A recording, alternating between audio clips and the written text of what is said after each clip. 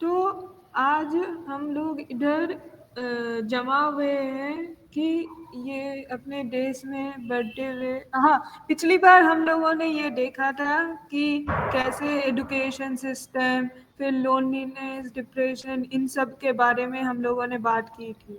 आज हम लोग कुछ दिनों पहले ए आर रहमान जी का डिवोर्स केस आया था, तो आज उसी के बारे में चर्चा करते हैं। आपका क्या मतलब सोच है कि इतनी लंबी शादी के बाद भी लोग क्यों तलाक ले रहे हैं, और आजकल ऐसे केसेस हर दिन सुनने को मिलते हैं, ऐसा क्यों? आपकी क्या राय है? आपने पूछा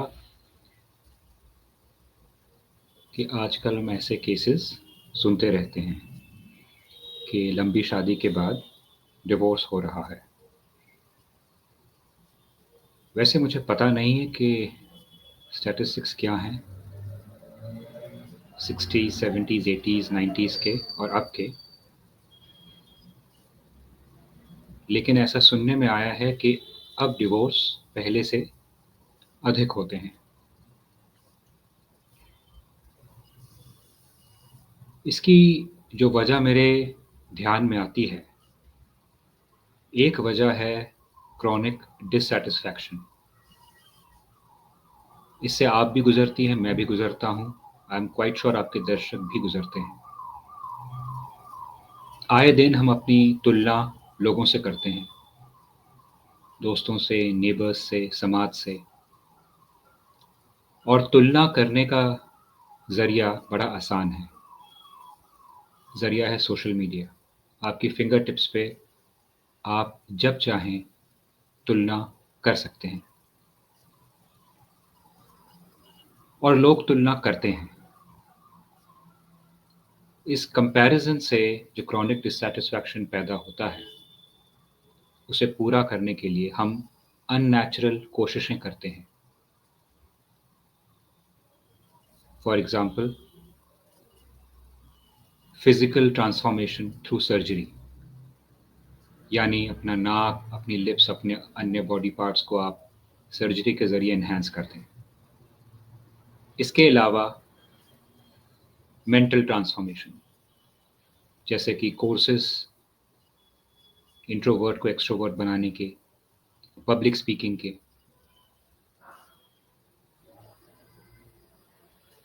और अगर आप चाहें तो इसमें मटेरियल ट्रांसफॉर्मेशन डाल सकते हैं।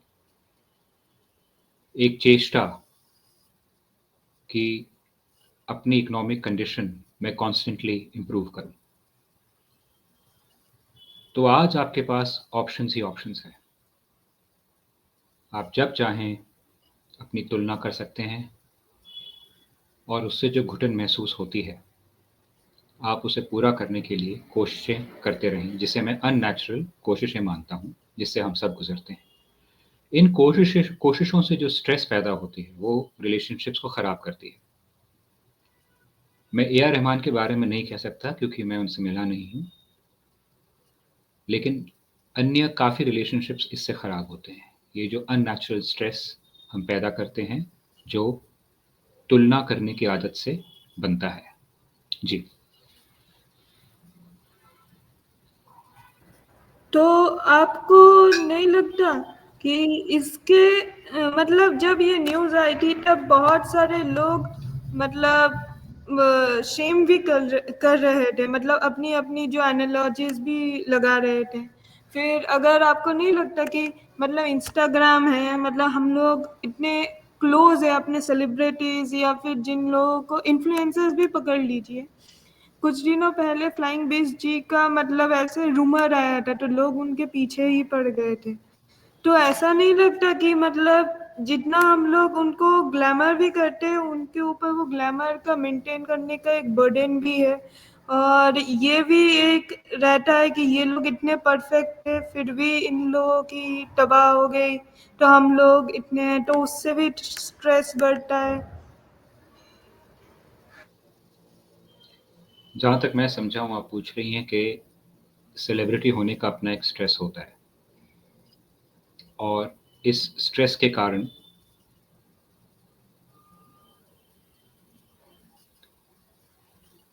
रिलेशनशिप्स में मुश्किलात पैदा होती हैं। क्या आप ये कह रही हैं?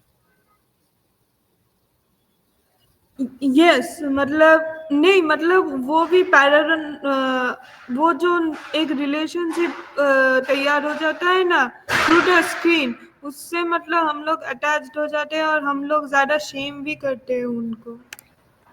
जी, रिलेशनशिप पैदा हो जाती है ऑडियंस में और सेलिब्रिटी में, क्योंकि सेलिब्रिटीज़ एक्सेसिबल हो गए हैं। इंस्टाग्राम में आपको जवाब देते हैं, जैसे कि सुशांत सिंह राजपूत देते थे, और उनकी फ़ैन फॉलोइंग से तो आप परिचित हैं। तो relationship between audience and celebrity हो जाता है। जी, बिल्कुल आपकी बात मैं मानता हूँ। और आपने दूसरा एक शब्द इस्तेमाल किया, शेम, हम शेम करते हैं। हो सकता है हम ये समझते हैं कि जो सेलिब्रिटीज़ हैं, जो फ़ेमस लोग हैं, वो लकी हैं या वो ब्लेसिड हैं, और अगर वो ब्लेसिड हैं, तो वो आम जनता की प्रॉब्लम से नहीं गुज़रते होंगे हमें। हाँ, जी, तो अभी हम लोग वो शेम के बारे में ही आगे कंटिन्यू करते हैं। तो मतलब जो शेम अटैच्ड है वो क्यों है अपने सोसाइटी में डिवोर्स के ऊपर?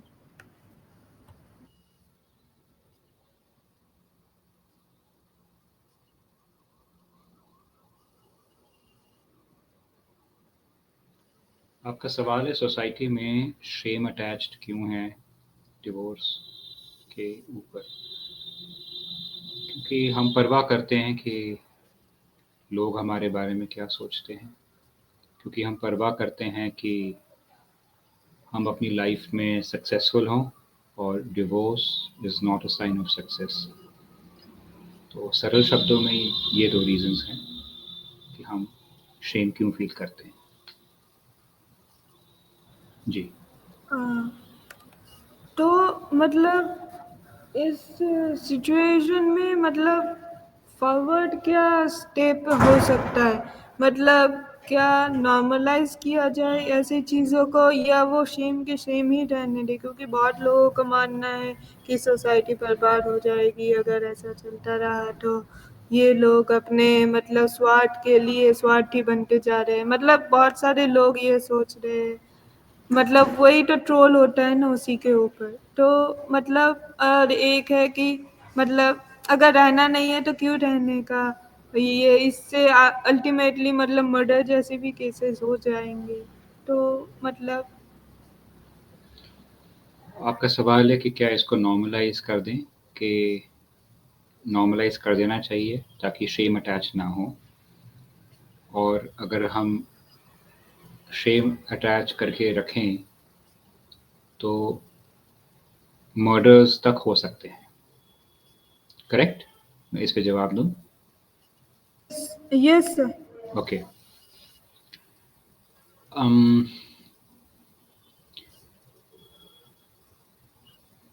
देखिए, नॉर्मलाइज़ करना शायद ये सोसाइटी का दायित्व है, हमारा इंडिविजुअल का नहीं। हमें पता नहीं होता कि क्या आने वाले वक्त में क्या नॉर्मलाइज़ होगा, क्या नहीं होगा।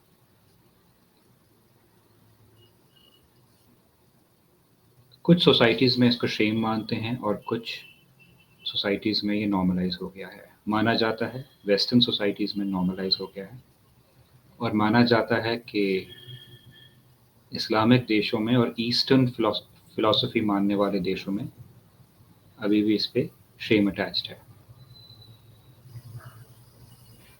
मैं अब्दुल कलाम, एपीजे अब्दुल कलाम के हवाले से कहूँगा कि अगर किसी देश को तरक्की करनी है तो फैमिली यूनिट स्ट्रॉन्ग होनी चाहिए। वो ये मानते थे कि joint family is important for the success of a nation. इसके ऊपर मैंने एक आर्टिकल भी लिखा है, नेशनल हेरल्ड में छपा है। ये उनका मानना है।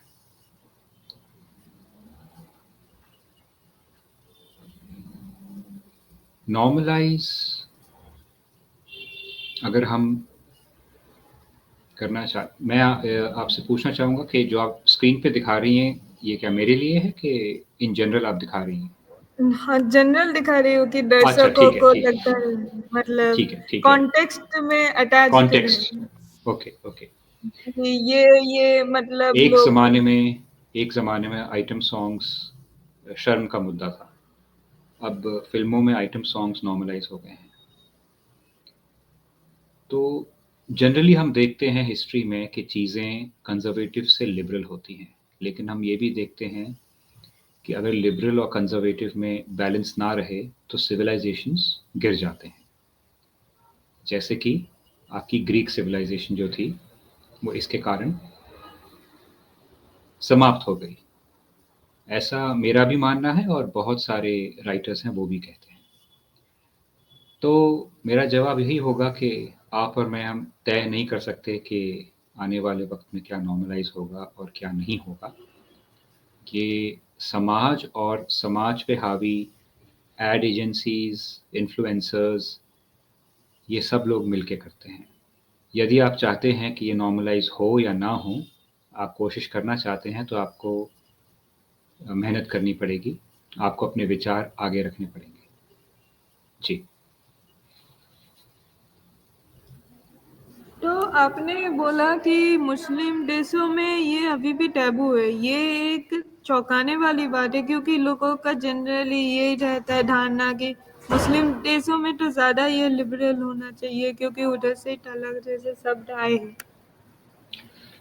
नहीं, जिस तलाक की आप बात कर रही हैं, जिसे ट्रिपल तलाक कहते हैं, अ अ, असल में ट्रिपल तलाक और इंस्टेंट ट्रिपल तलाक में फ़र्क है। जी, जो आप दिखा रही हैं वो मेरा आर्टिकल है, मैंने इसी पे लिखा था। इंस्टेंट ट्रिपल तलाक इंडिया जैसे देशों में पॉपुलर है, और जो असल ट्रिपल तलाक है उसमें डिवोर्स लेने में बहुत महीने लगते हैं, और कोशिश की जाती है कि डिवोर्स ना हो। तो अगर हम इस नज़रिए से देखें तो वो बिल्कुल लिबरल नहीं है।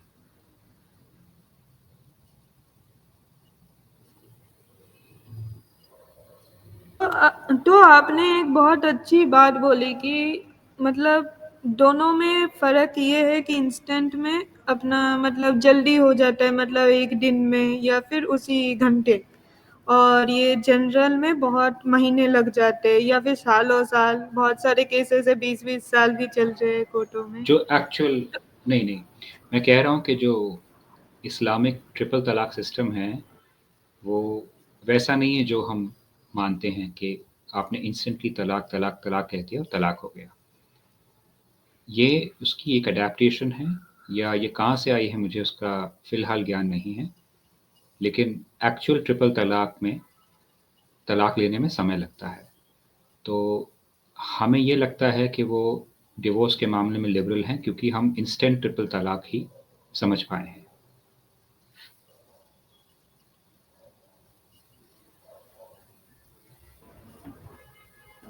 तो मतलब अपने डिवोर्स इधर 2 टाइप के होता है मेनली, मतलब नॉर्मल जो होता है वो है अपना म्यूचुअल कंसेंट और एक है कंटेस्टेड। तो मतलब दोनों में फ़र्क क्या है, दोनों के एडवांटेजेस डिसएडवांटेजेस और कब यूज़ होता है वो भी बोलिए। देखिए, म्यूचुअल म्यूचुअल है, उसमें समय और पैसे कम खर्च होते हैं, और कंटेस्टेड कंटेस्टेड है, यानी उसमें आर्ग्यूमेंट्स होती हैं, उसमें आपको काउंसलर्स के साथ बहुत सारी मीटिंग्स करनी पड़ती हैं, और कई बार उसमें पैसा बर्बाद होता है, और कई बार आपका आपकी मेंटल हेल्थ पे बड़ा असर पड़ता है, और फैमिलीज़ अफ़ेक्ट होती हैं, ख़ासकर कि बच्चे। ऐसा नहीं कि म्यूचुअल में ऐसा नहीं होता, लेकिन म्यूचुअल शब्द बाय इटसेल्फ ये सजेस्ट करता है कि इस डिवोर्स में दोनों की मर्ज़ी है। आपने कहा एडवांटेजेस या डिसएडवांटेजेस, मैं मानता हूँ एडवांटेज यही है कि आप ऑनरेबली अगर आप ऑनरेबली अलग हो रहे हैं तभी एडवांटेज है।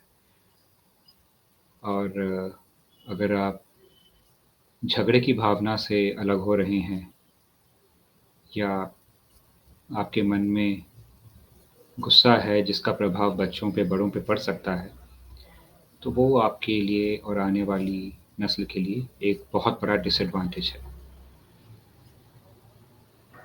तो मतलब कंटेस्टेड होता क्यों है? मतलब दूसरे पार्टी को भी तो पता होता है कि एक पार्टी ने डिवोर्स फाइल किया है, तो मतलब उसको रहने का नहीं है उसके साथ, तो फिर जी, कंटेस्ट करते क्यों है? मैं इस जवाब के लिए एक कानून कोट करना चाहता हूँ। अ, मैं उस कानून को ढूँढ रहा हूँ, लेकिन मैं सबसे पहले आपको ये पढ़ देता हूँ। ये है एडवोकेट बिंदु दुबे की तरफ से। Contested divorce is filed by one party that is willing to dissolve the marriage as against another party who is not inclined to get the divorce done. तो क्या ये आपके सवाल का जवाब देता है कि कंटेस्टेड में कॉन्टेस्ट क्यों है? कई बार एक पार्टी नहीं देना चाहती डिवोर्स, तो वो कंटेस्ट करती है और दूसरी पार्टी चाहती है, वो निकलना चाहती है जल्द से जल्द। नहीं, मतलब मेरा सवाल ये था कि मतलब एक पार्टी अगर मतलब दूसरे पार्टी को भी पता है कि दूसरा पार्टी रहना नहीं चाहता, तो वो जबरदस्ती क्यों रहना चाहती है या चाहता है दूसरे के साथ अम, कि कंटेस्ट करे उसको? देखिए, आपकी बात मैं समझ सकता हूँ कि जब कोई आपके साथ रहना नहीं चाहता, तो आप क्यों रहना चाहते हैं? लेकिन अगर आप सोचें तो शादी के बिना भी ये होता है। अगर आपके पास मैरिज लाइसेंस नहीं, यानी जो लव अफेयर्स होते हैं, उसमें भी जब ब्रेकअप्स होते हैं तो एक पार्टी रहना चाहती है कई बार और दूसरी पार्टी नहीं रहना चाहती। तो ये मैं कहूँगा ये किस्सा प्यार का है। हम नहीं चाहते कि जिसकी हमें आदत लग चुकी है, जिनके संग हमने सपने सजाए हैं, वो हमसे दूर जाएँ। तो हम कंटेस्ट करते हैं, हम कोशिश करते हैं कि एक्सक्यूज़ मी, हम कोशिश करते हैं कि एक्सक्यूज़ मी, ये होगा बात बाद नहीं। में। जी, तो मुद्दा प्यार का है, मुद्दा हैबिट का है और कई बार हम अपनी हैबिट तोड़ना नहीं चाहते, हम अपने सपनों को भंग नहीं करना चाहते, तो इसलिए हम रिलेशनशिप में बने रहना चाहते हैं। तो जो लव अफेयर्स के लिए अप्लाई होता है, वो शादी के लिए भी अप्लाई होता है। कई बार शर्म भी आती है हमें कि आस-पास लोग क्या कहेंगे, इसलिए हम कंटेस्ट करते हैं। तो मतलब आप बोलना चाहते हैं कि जो केसेस लिव इन में होते हैं वो ब्रेकअप होता है, फिर वो भी मतलब बहुत सारे लोग नहीं रहना चाहते, इसलिए मतलब ऐसे अजीबोगरीब कानून जैसे सेक्शन 69 जैसे गंदे कानून भी आ रहे हैं, जो कि मतलब वो क्रिमिनलाइज करने के बारे में सोच रहे हैं। मतलब आपकी क्या राय है? देखिए, मुझे इस कानून के बारे में पता है, लेकिन मुझे कानून का नंबर नहीं पता था।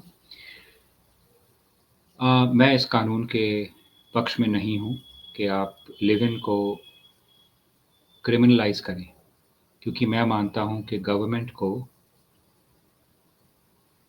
लोगों की प्राइवेट लाइफ़ से दूर रहना चाहिए, जब तक कि लोगों की प्राइवेट लाइफ़ नेशन को हार्म ना करे। अब आप कहेंगे कि लिव इन रिलेशनशिप्स नेशन को हार्म कर रहे हैं, तो पब्लिक कहेगी कि करप्शन नेशन को हार्म कर रही है। इसकी इस विवाद का कोई अंत नहीं है।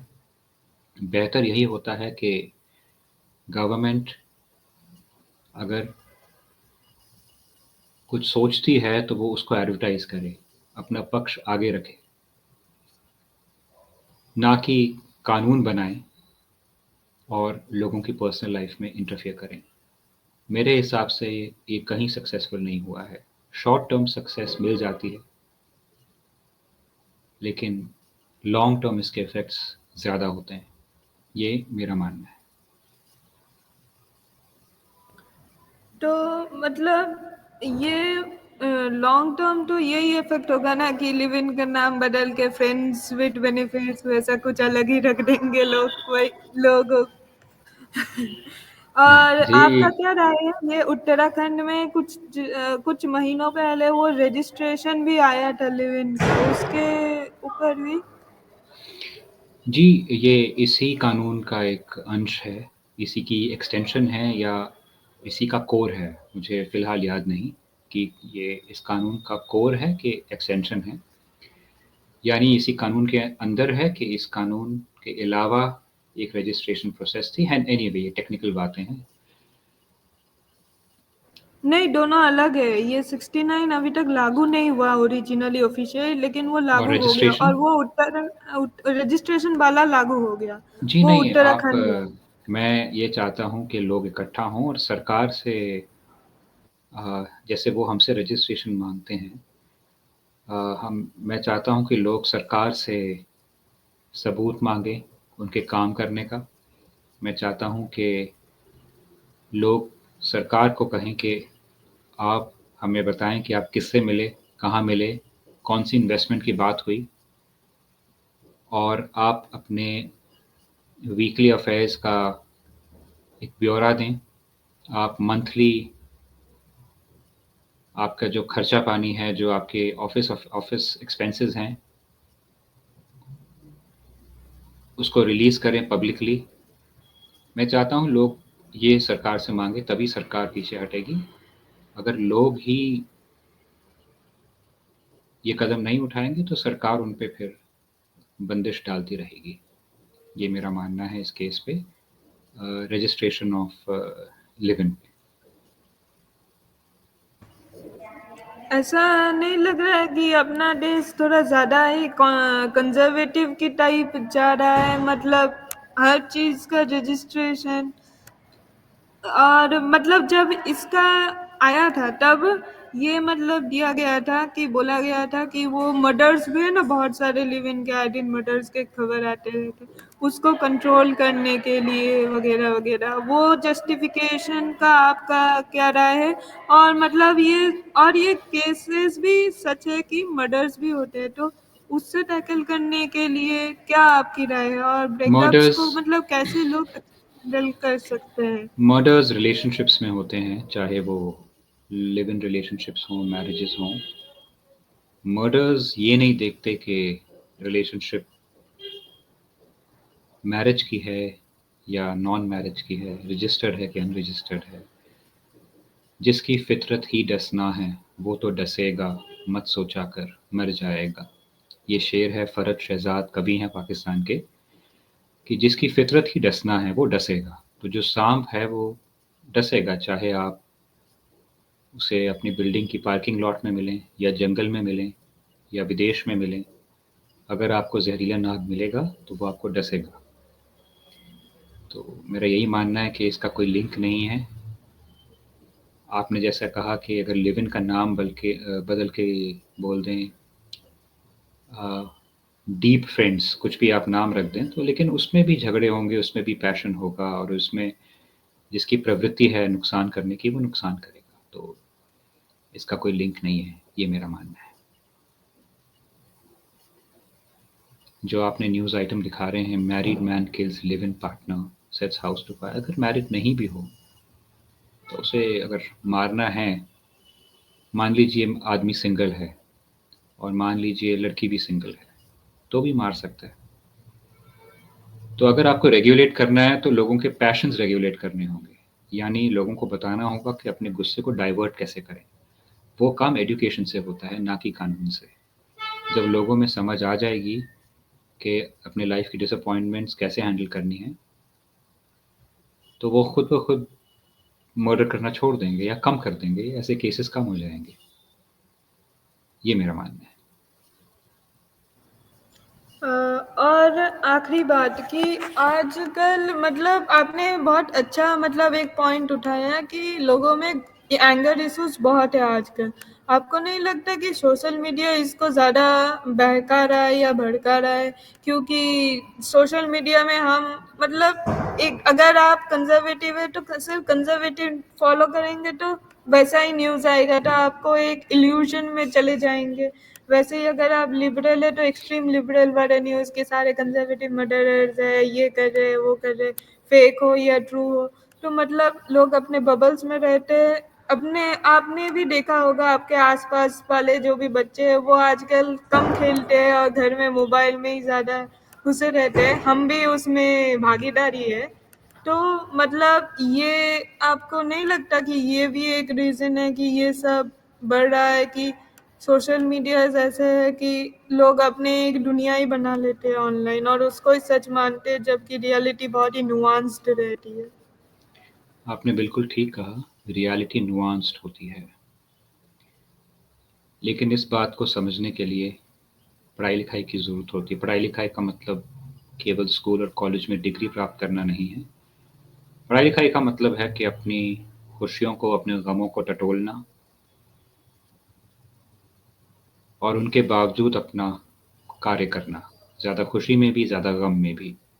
बहुत मुश्किल काम है, बहुत ज्ञानी लोग नहीं कर पाए हैं, परंतु वो ये कह गए हैं कि हमें इसकी कोशिश करनी चाहिए। तो अगर ये पढ़ाई लिखाई आ जाए कि हम नुआंस हो जाएंगे, फिर सोशल मीडिया का हम पे फ़र्क नहीं पड़ेगा। परंतु ये सच बात यह है कि फ़र्क पड़ता है, क्योंकि ये आसान है। हमें जो जानना है हमें तुरंत मिल जाता है। पुराने ज़माने में लाइब्रेरी जाके रिसर्च करनी पड़ती थी, लोगों से पूछना पड़ता था, पूछने के लिए दोस्ती बनानी पड़ती थी।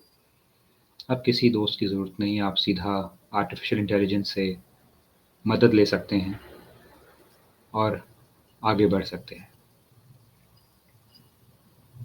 आपने कहा कि सोशल मीडिया का प्रभाव पड़ता है और लोग अपने बबल्स में रहते हैं। जी हाँ, लोग जिस विचार के हैं उनको उस विचार का कंटेंट माफ़ करिए कंटेंट मिल जाता है सोशल मीडिया पर और वो उसी में खुश रहते हैं। अगर हमें इन बबल्स को तोड़ना है तो हमें कोशिश करनी होगी, हमें चैलेंज करना होगा एक दूसरे को, हमें डिबेट्स में हिस्सा लेना होगा, डिस्कशंस करनी होगी। ये एक तरीका है। अगर हम ये तरीका नहीं अपनाएंगे तो लोगों में अलगाव बढ़ जाएगा और इसका प्रभाव पर्सनल लाइफ में पड़ेगा, रिलेशनशिप्स में पड़ेगा। जी। लोग मतलब जनरली लोग जितना सोशल मीडिया में रहते हैं उससे ज़्यादा तो रियल लाइफ में अपने लोगों से मिलते हैं। तो वो क्यों उनके मतलब साइकी में इतना इन्फ्लुएंस नहीं करता जितना कि सोशल मीडिया करता है? क्योंकि मतलब जैसे आईएसआईएस का एक बार देखा गया था कि वो लोग टेररिस्ट कैसे रिक्रूट करते हैं, तो वो लोग फेसबुक यूज़ करते थे तब रिक्रूटमेंट के लिए। तो लेकिन वो एक-एक चुनिंदा ही लोग मतलब रिक्रूट होते, उनके आजू-बाजू वाले ज़्यादातर नहीं होते थे। तो ऐसा क्यों होता है कि कोई एक इंसान ही वैसा हो जाता है, लेकिन उनके आजू-बाजू अगर अच्छा भी हो तो उनको वो रियल लाइफ वाला फ़र्क नहीं पड़ता, लेकिन सोशल मीडिया वाला ज़्यादा फ़र्क पड़ता है? हो सकता है ये पहले भी होता हो, जब सोशल मीडिया नहीं था, इंटरनेट नहीं था, लेकिन हमें पता नहीं है, क्योंकि या तो हम ज़िंदा नहीं थे तब या हमारे पास सोशल मीडिया नहीं था। आप मुझे इजाज़त दें, मुझे 1 मिनट दें। ठीक है, ठीक है।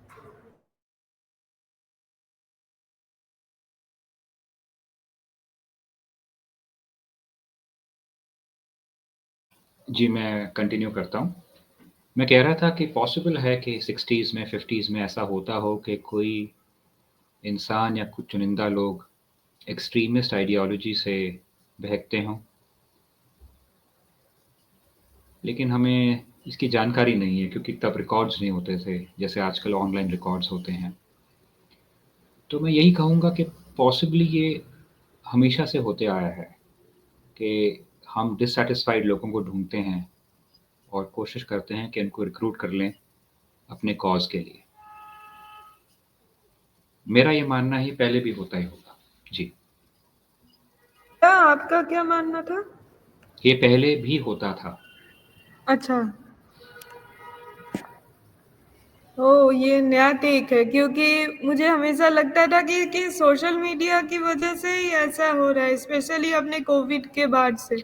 हो क्योंकि सकता है लोगों सोशल को मीडिया की हो सकता है सोशल मीडिया की वजह से बढ़ गया हो, लेकिन फिर पॉपुलेशन भी बढ़ी है दुनिया की। लेकिन हाँ, मैं ये तो कहता हूँ कि पहले भी होता था, लेकिन हो सकता है अब होने की जो स्पीड है वो बढ़ गई है।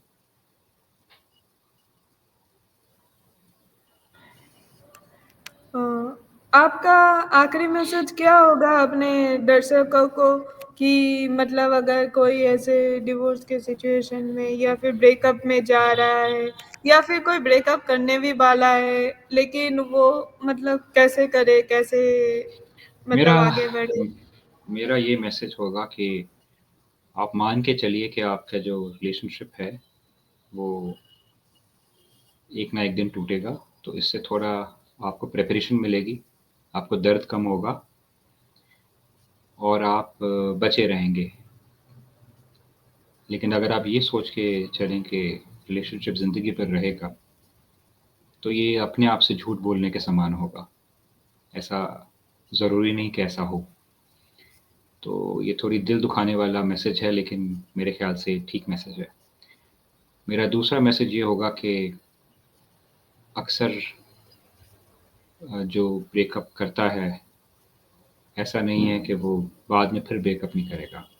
ब्रेकअप एक डिससैटिस्फैक्शन की निशानी होती है। अगर आप करंट रिलेशन में डिससैटिस्फाइड हैं, तो हो सकता है अपने अगले रिलेशनशिप में भी आप डिससैटिस्फाइड हों, और अगर तब आप ब्रेकअप ना करें, हो सकता है कि आपकी शादी हो जाए और आप सोचें कि मैं ब्रेकअप नहीं कर सकता या कर सकती, तो हो सकता है आप अपने बच्चों को मिसट्रीट करेंगे, क्योंकि आप में वो डिससैटिस्फैक्शन है वो तो रहेगी। इसलिए केवल ब्रेकअप काफ़ी नहीं है। ब्रेकअप क्यों हो रहा है, क्यों कर रहे हैं, इसकी ज़रा जानकारी प्राप्त करिए। ये मेरा मैसेज होगा, जो कि बहुत ही प्रैक्टिकल है, कोई ज्ञानी मैसेज नहीं है। जो लोग इससे गुज़रते हैं या गुज़र चुके हैं, वो आइडेंटिफ़ाई करेंगे कि मैं जो बात कह रहा हूँ वो बिल्कुल ही प्रैक्टिकल है और आज के समाज में एप्लीकेबल है। जी।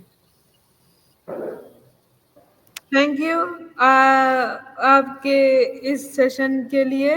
अगली थैंक यू बार फॉर कोई हैविंग नए मी। टॉपिक के साथ फिर मिलेंगे। ज़रूर, ज़रूर। Thank you. Good night. Thank you sir, good night. मैं फिर जा रहा हूँ बाहर। ओके।